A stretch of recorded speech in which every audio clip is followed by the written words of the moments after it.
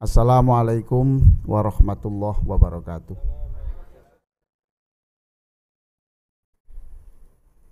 Saya di sini diminta berbicara tentang the global Islamic dakwah approaches in the continents, di beberapa benua. Saya tadi lupa, sebetulnya saya mau membawa buku yang dulu pernah saya mengisi di Amerika. Itu saya menulis buku, I wrote My Prophet is still alive in San Francisco. Nabiku masih hidup di San Francisco. And then when I preach Islam in Spain, I wrote a book, Tears of Cordoba, Air Mata Cordoba. And the last book is about welcoming the light in United Kingdom. Menatap cahaya di Britania Raya, sudah terbit bulan ini. Alhamdulillah. Tadi mau saya bawa untuk beri hadiah orang-orang spesial, tapi lupa. Gampang gitu. Masalah dunia itu kecil. Bismillahirrahmanirrahim. In this story, I want to talk about my experiences as a foreigner from Indonesia who preaches Islam in different parts of the world like Asia, Africa, America, and Europe. When I say preaching, I mean teaching and talking to people about Islam, not trying to make them convert to Islam.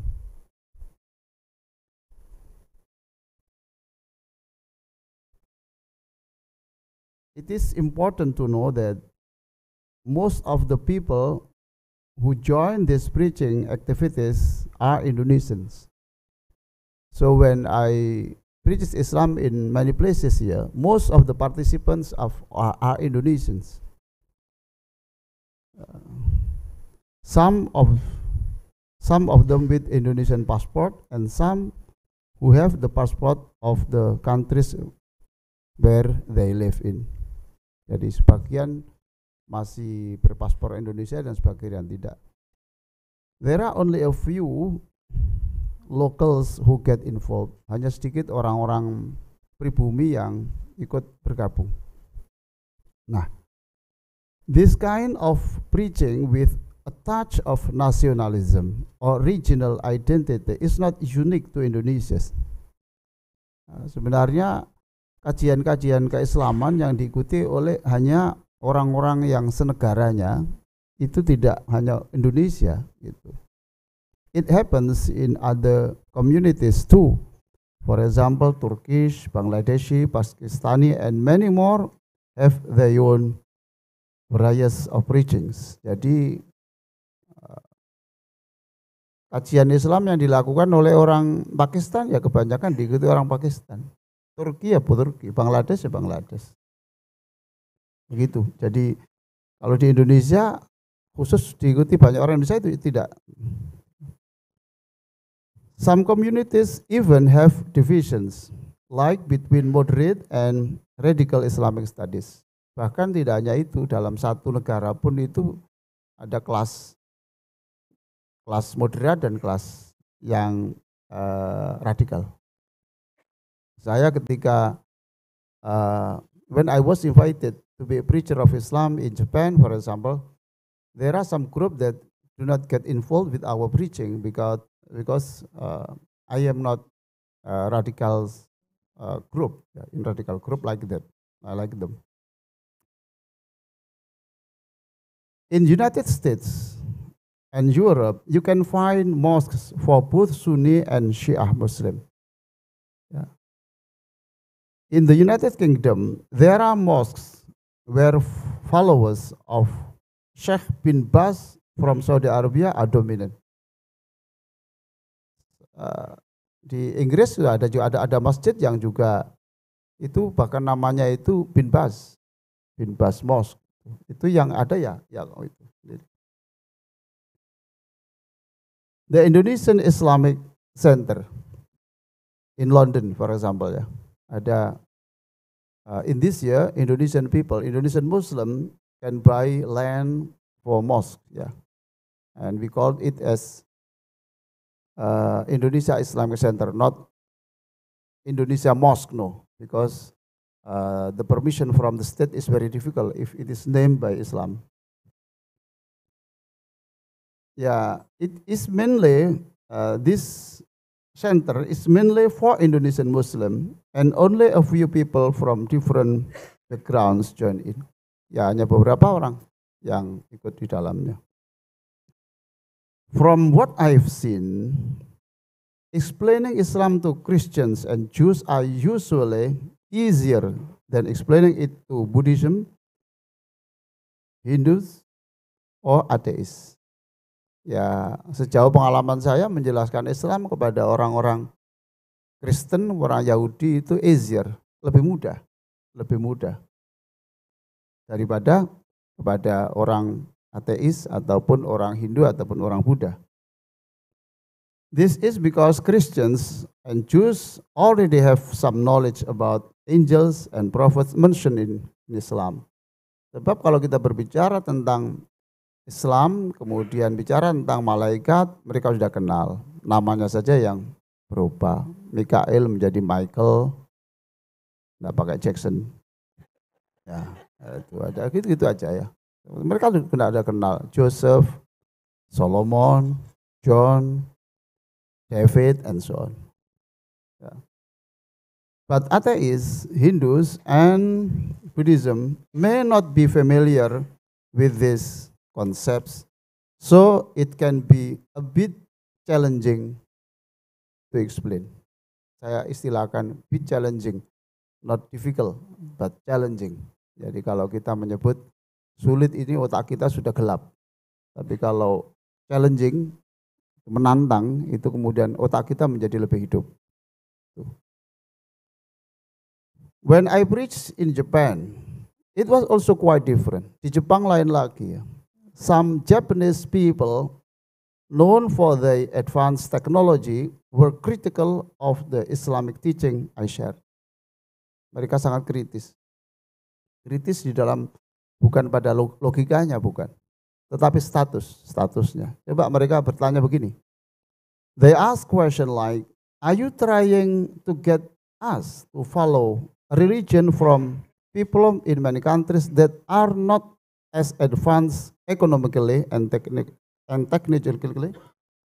Apakah Tuhan mau mengajak saya kepada agama yang dianut oleh orang-orang terbelakang itu?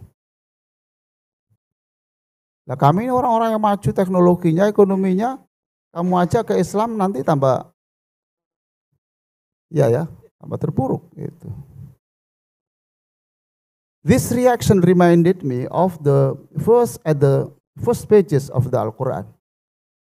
Respon itu kemudian mengingatkan saya tentang surah yang pada halaman-halaman pertama Al-Quran itu. Ya. Wa idza qila lahum aminu kama amanan nas qalu anu'minu kama amanas sufaha. Ya. When it is said to them, believe as the people have believed, they say, should we believe as the foolish have believed? Apakah saya harus mengikuti Islam yang diikuti orang bodoh seperti itu? Enggak.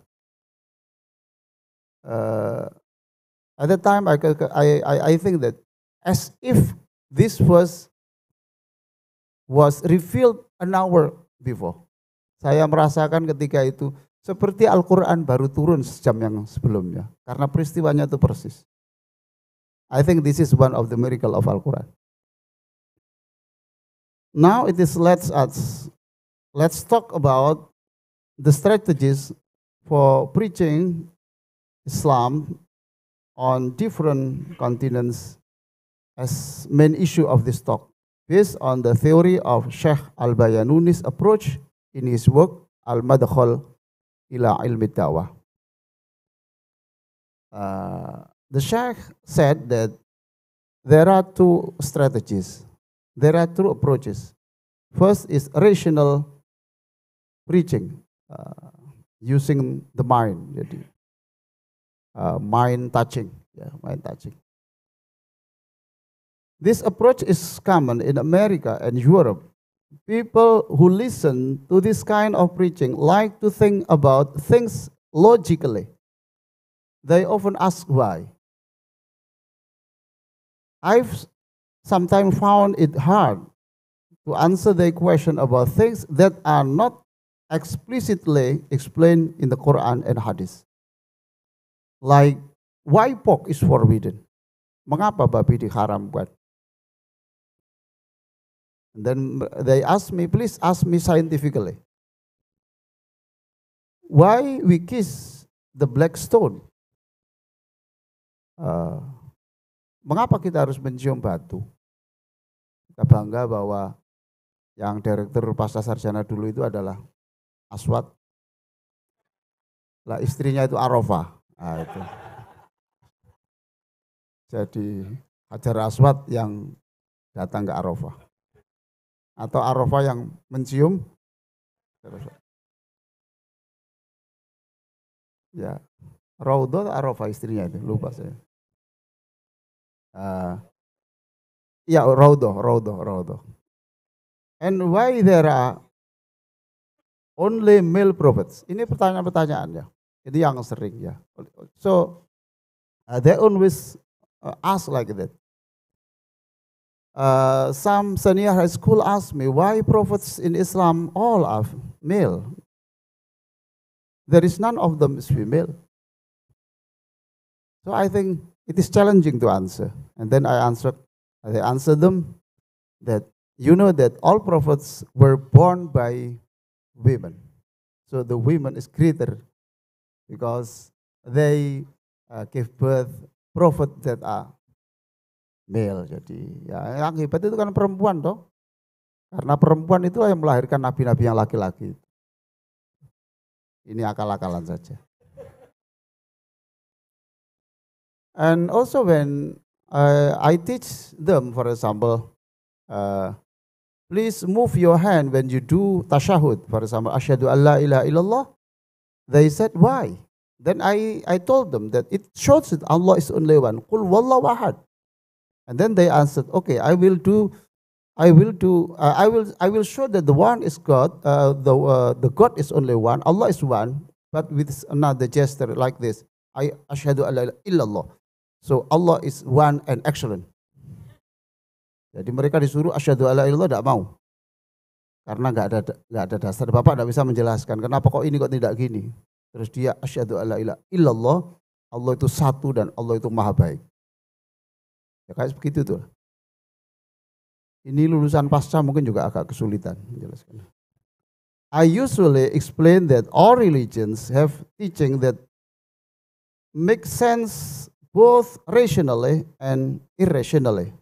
Ya, saya mencari istilah sebetulnya supaya lebih lembut. Irrational itu suprarational, beyond the logic, or spirituality. The Quran in early verses talk about these dimensions, preparing readers for teaching that go beyond just logic.